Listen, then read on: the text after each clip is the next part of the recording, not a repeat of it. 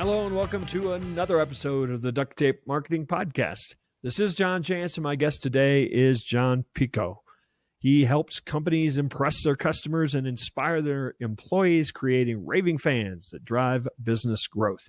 He's the founder of Watermark Consulting and a noted authority on customer and employee experience. He's a sought-after business advisor and speaker, working with some of the world's foremost brands, personally advising CEOs and other members of C-suite. He's also the author of a book called From Impressed to Obsessed, 12 Principles for Turning Customers and Employees into Lifelong Fans. So we're going to talk about customer experience today. So John, welcome to the show.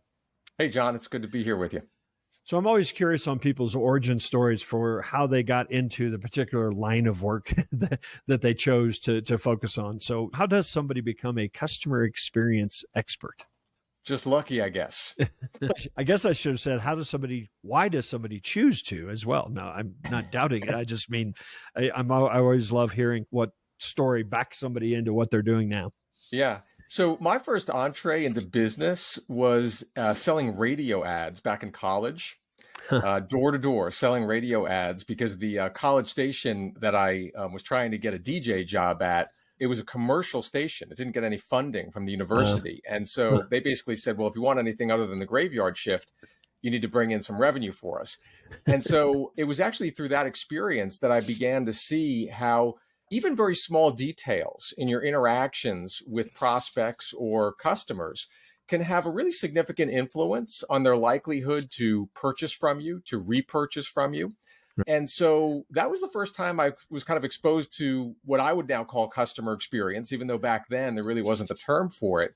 And then eventually when I went into the corporate arena, I had the opportunity to work leading various areas like sales, marketing, service, ops, distribution, even IT. And that really gave me a chance to see how the customer experience is delivered from the perspective of many different silos. And that's a big challenge for many organizations, is getting all of those functional leaders to really coalesce around one vision for the experience you're trying to deliver.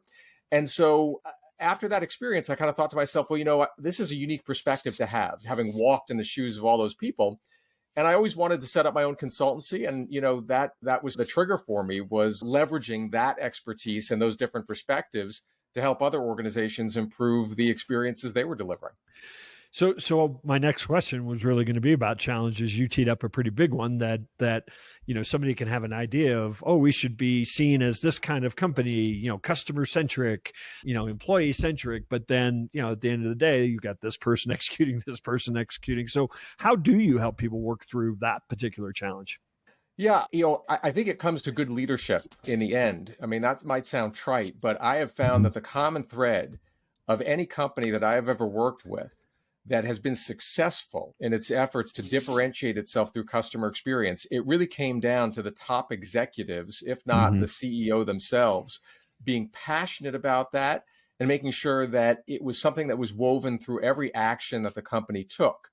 So, how do you make sure that you are not trying to herd cats in terms of all of these functional silo leaders? And I think that it's the job of the chief executive to make sure that they are holding accountable everyone in the organization for not just maximizing their own metrics and their own organization's success, if you will, but that they are cognizant of how they fit into the bigger picture, and that they are standing up and raising their hand when they see that something that might be good for their organization is not good for some larger objective that the enterprise is seeking to achieve. And I think when you make heroes out of the people who step forward, raise their hand and say, hey, I got an issue here, we need to recalibrate, I think that's how you start to create a culture where people are not just strong silo leaders, but good corporate citizens. And I think that's where you want to end up. Yeah. I mean, what I hear you saying is it's really related to culture, isn't it? Or permission, to be that person to speak up, isn't it? Absolutely. Yeah. I think that the cultural norms that surround executives within an organization are going to shape their behaviors.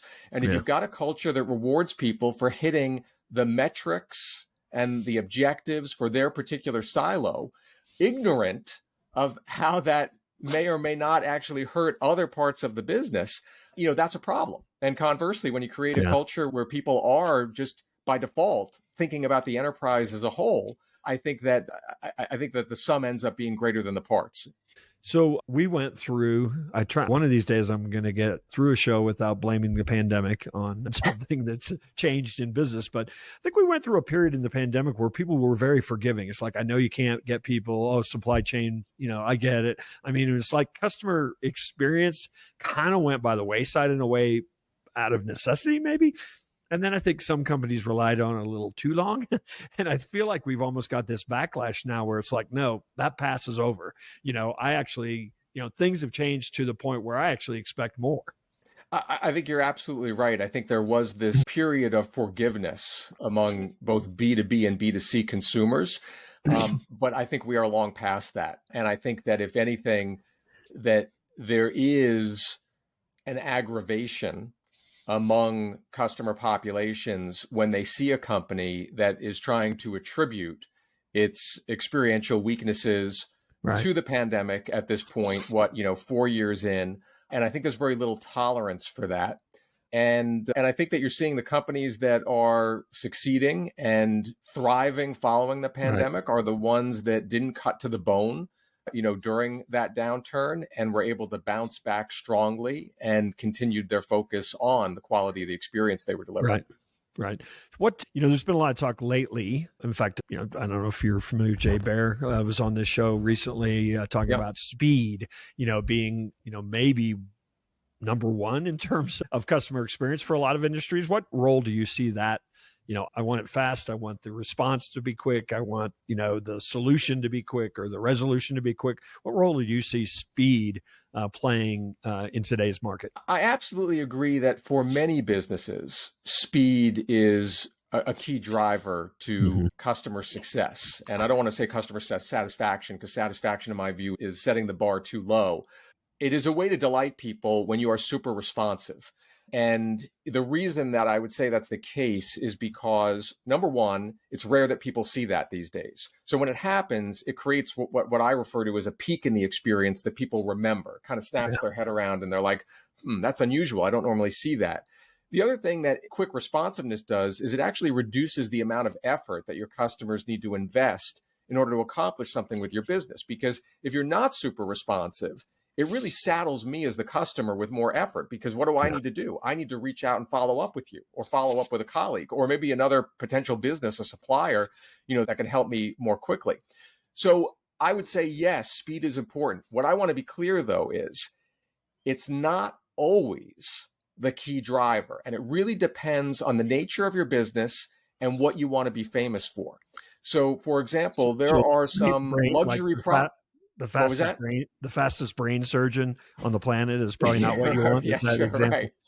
Yeah, that wasn't the example I was thinking of, but yeah, that's a good one too. But I'm thinking about some luxury products, like Hermes, for example. There are luxury high-end providers where the fact that you actually have to wait potentially many weeks for the product to come in and be delivered to you, maybe to be handcrafted for you, that is actually a strengthening element of their brand experience. And so their speed is not a plus.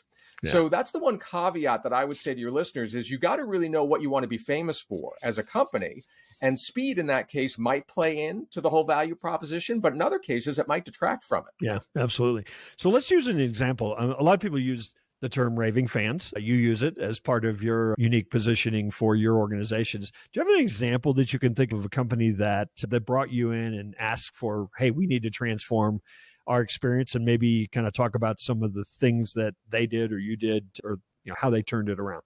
Yeah. So, one example that comes to mind, and the reason I like this example is because when many people approach customer experience improvement, they think about fixing pain points. Right. They think about, let me look for stuff that's broken and then figure out how I can remedy that. And that's obviously an important component. But what I always like to tell people is that the customer experience game isn't just about find and fix. It's about discover and delight. Yeah. And what I mean by that is it's about understanding things that your customers need or want that they never thought to ask you for, because they never imagined that you could possibly help them. And so the example that I have actually is from a medical technology company that my firm worked with, one of the largest companies in its industry. And essentially what they do is they provide automation products for laboratories. So for example, when you go to a local lab or a hospital and you give blood, you have a blood drawn or something, it's their systems that are automating the processing of those samples. And so here's the thing, they have this great newfangled technology that completely automates the entire hospital laboratory. Well, that's great, super exciting. But what they never realized was that one of the biggest challenges for their customers was actually the change management that was involved for the people working in the lab. Yeah. Because the people working in the lab, these lab technicians, they had done it the same old way for decades.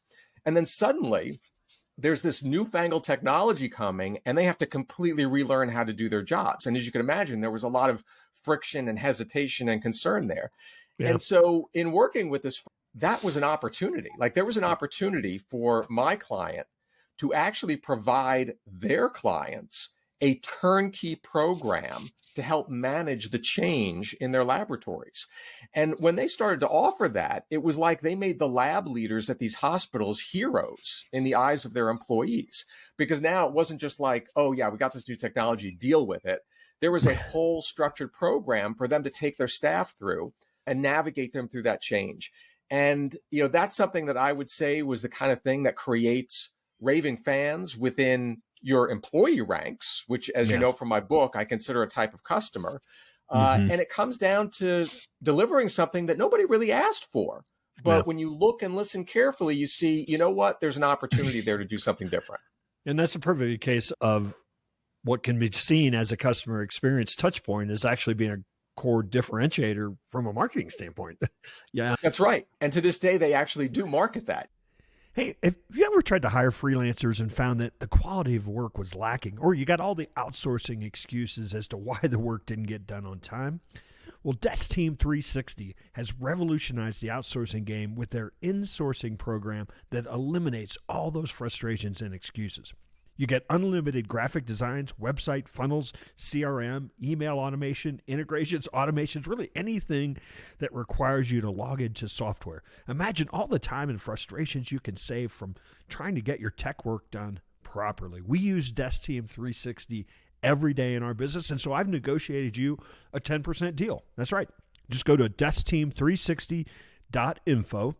Book a discovery call, and you'll receive the special Duct Tape Marketing 10% off because, hey, your pal John always takes care of you. So that's it. Go to deskteam360.info and book your call today. So talk a little bit about, there are a whole boatload of surveys, research that suggests people are willing to pay more for a better experience. What have you seen in terms of that, price being down the list because the experience was up here, that people were willing to pay more? Yeah, it's absolutely true. Yeah. It is not a myth. It bears out, as you say, in study after study. And the bottom line is that happy, loyal customers are less price sensitive because they don't focus on the cost of a particular transaction, but rather they look at the value of the entire relationship that they have with you. And so when they're less price sensitive, you can absolutely derive greater revenue from them.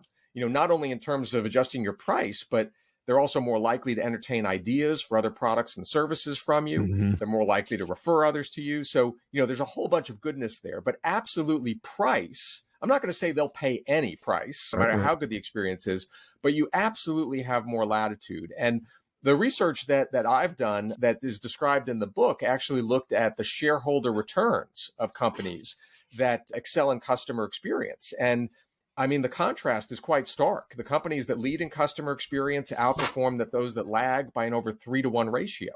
And one of the key reasons they're able to do that is because they get a loyalty lift from their revenues, and that just increases their profitability. Well, I think you said one of the key words, value. I mean, convenience has value, for example. So I think, obviously all those things go into the equation of analyzing whether a price is worth it or not. Yep. I had you share an example of creating raving fans in a positive environment of doing something, proactively, every now and then somebody screws up, right? And the customer experience is not what they meant it to be. Somebody has a bad experience. Do you have any advice for somebody to think of as a point of view or I don't think it's a set tactic because it applies differently across the board, but how do you save a bad experience? I mean, how should you approach saving a bad experience?